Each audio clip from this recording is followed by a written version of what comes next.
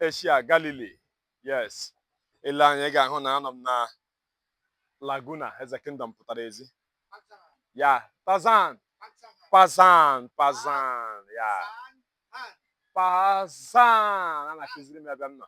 Wụrụwa anya ebe a ka e kwuru na m nọ. Yes.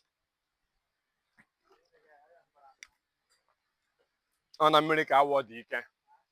Yes, ọ n'ime mmiri ka awọ dị ike, ọnwa ebe ọzọ. Ahụ ya n'elu ala ya na-azọgbu ya azọgbu. Ọ ga-adịrị ụnụ mma. Ụnụ nwa ndị na-atụsa atụsa, ụnụ nwa ndị na-efolo efolo, ụnụ nwa ndị na-ashị ashị a. Onye mmiri hụrụ ka ọ na-eri. Onye mmiri na-ahụkwa na ọ ga-esi anyị eri ya.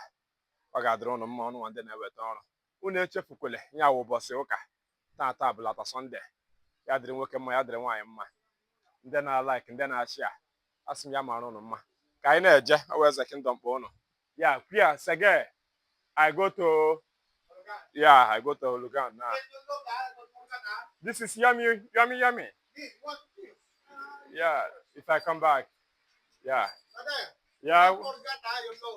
Okay. I will load. Okay. I'm going because Sunday is a family bonding. Okay.